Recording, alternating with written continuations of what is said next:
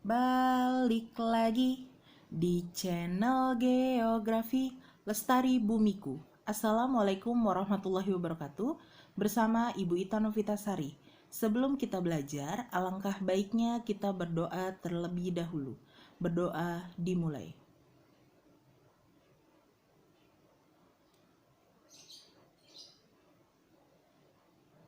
Berdoa selesai.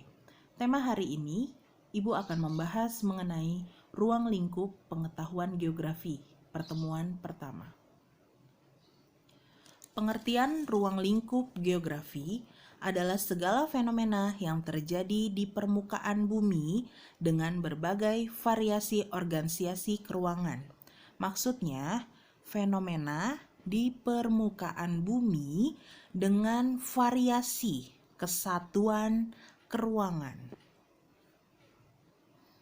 Lanjut. Untuk ruang lingkup geografi beserta contohnya. Sebenarnya ada 3. Yang pertama, fisik. Yang kedua, sosial. Yang ketiga, regional.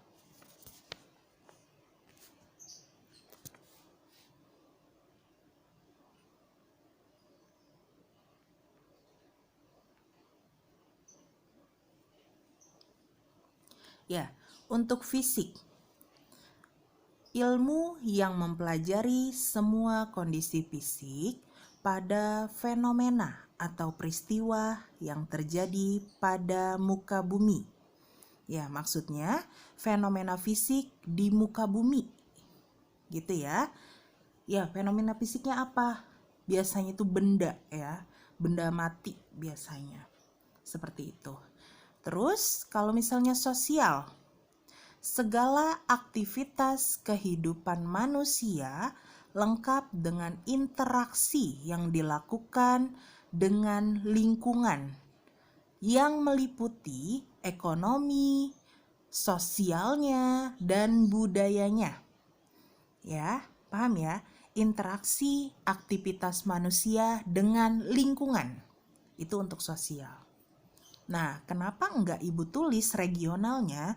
Karena regional adalah bagian dari ini semua. Jadi gabungan dari fisik dan sosial. Itu untuk regional. Seperti itu. Pengertiannya apa, Bu? Untuk regional sendiri, pengertiannya itu adalah ilmu yang mempelajari topik khusus yang mencangkup satu wilayah. Gitu ya. Jadi dia ada topik khusus, lalu topik khususnya mencangkup satu wilayah saja. Gitu. Seperti itu. Lanjut. Selanjutnya ada ruang lingkup geografi fisik. Ya, tadi ada fisik, ada sosial, ada regional. Sebenarnya disiplin ilmu yang berhubungan geografi itu banyak sekali. Nah, ini adalah beberapa saja, yaitu ada antroposfer. Ya, dia mempelajari ruang angkasa. Ada atmosfer, dia mempelajari lapisan udara. Hidrosfer, lapisan air. Pedosfer, lapisan tanah. Dia mempelajari jenis-jenis tanah, rona warna tanah. Terus biosfer, ada lapisan kehidupan. Di situ meliputi apa? Kalau biosfer, yang hidup-hidup apa? Ada binatang. Terus ada tumbuhan. Lanjutnya ada hewan, binatang, tumbuhan, dan manusia. Seperti itu.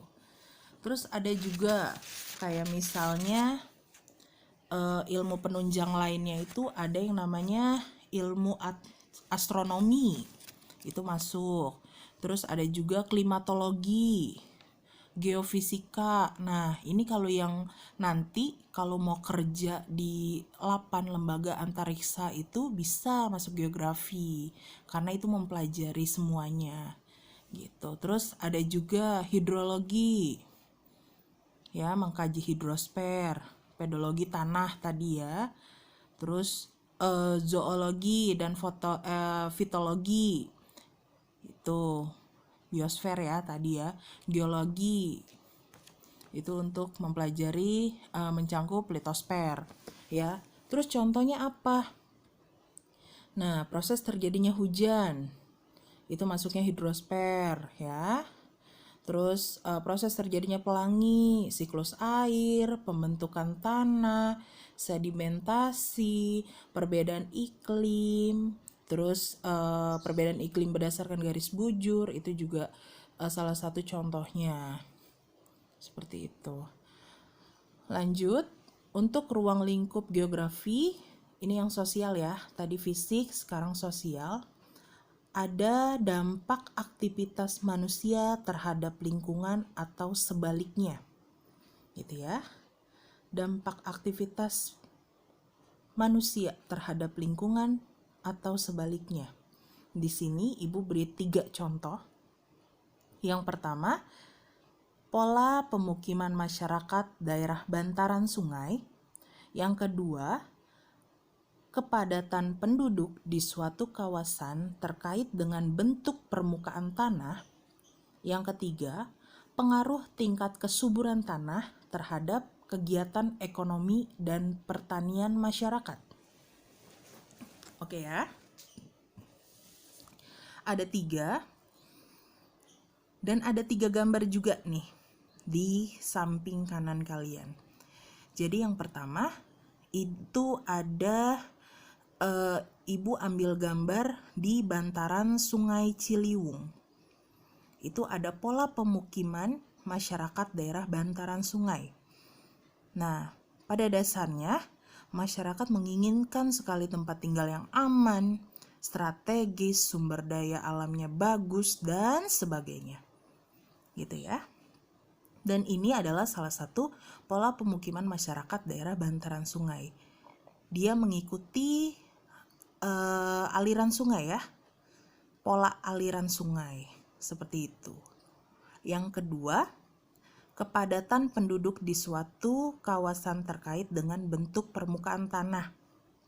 Ya, di sini balik lagi bahwa masyarakat itu sebenarnya pengen tempat tinggal yang aman, strategis, dan sebagainya. Ini salah satunya sumber daya alamnya bagus kan, kayak untuk pariwisata dan sebagainya gitu. Dan kebetulan di kawasan terkait di sini kan kepadatan penduduk di suatu kawasan terkait dengan bentuk permukaan tanah. Nah, kebetulan yang banyak rumahnya ini di kawasan yang kedua, di gambar yang kedua, yang ini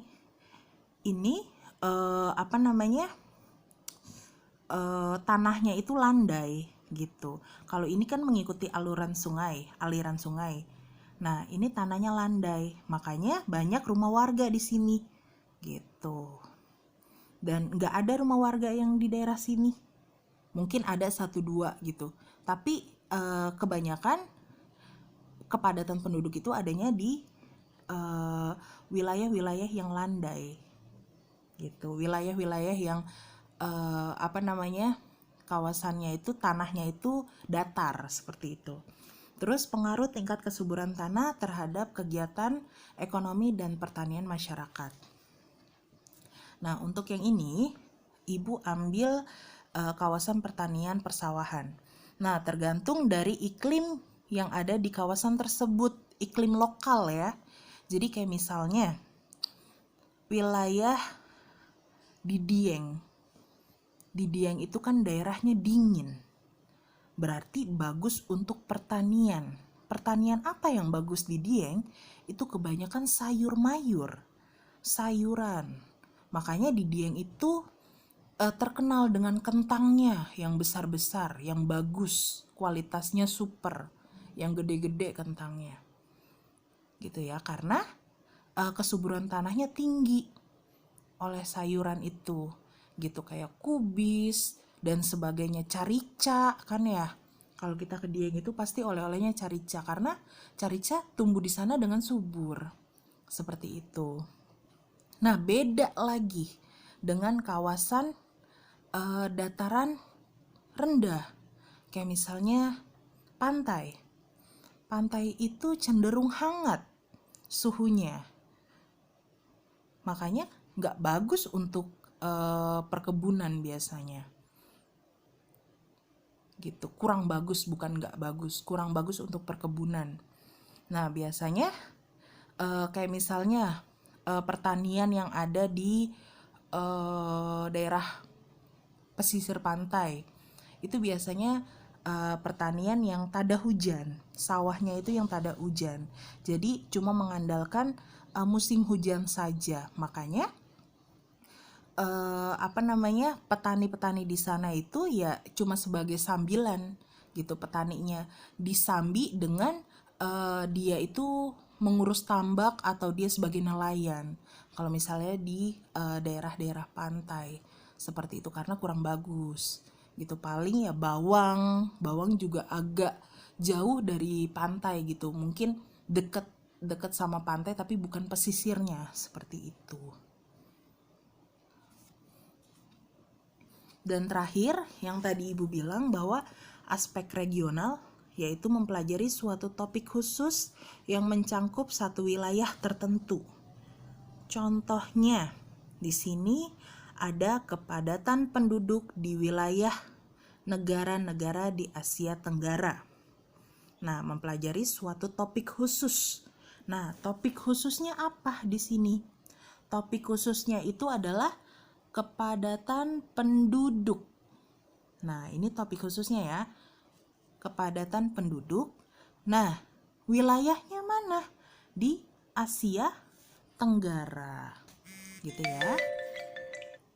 Terus untuk yang kedua, pola persebaran masyarakat etnis Melayu di Asia Tenggara. Nah, topik khususnya apa? Pola persebaran masyarakat etnis Melayu. Nah, wilayahnya mana? Kan satu wilayah ya, di Asia Tenggara. Seperti itu. Terakhir, ya, topik khususnya apa? Persebaran curah hujan di Indonesia. Topik khususnya adalah persebaran curah hujan. Nah, wilayahnya di mana? Di Indonesia. Gitu. Oke? Paham sampai sini? Kalau misalnya sudah paham, alhamdulillah, semoga ilmunya bermanfaat ya. Cukup sekian materi untuk kali ini, Ibu akhiri. Wassalamualaikum warahmatullahi wabarakatuh.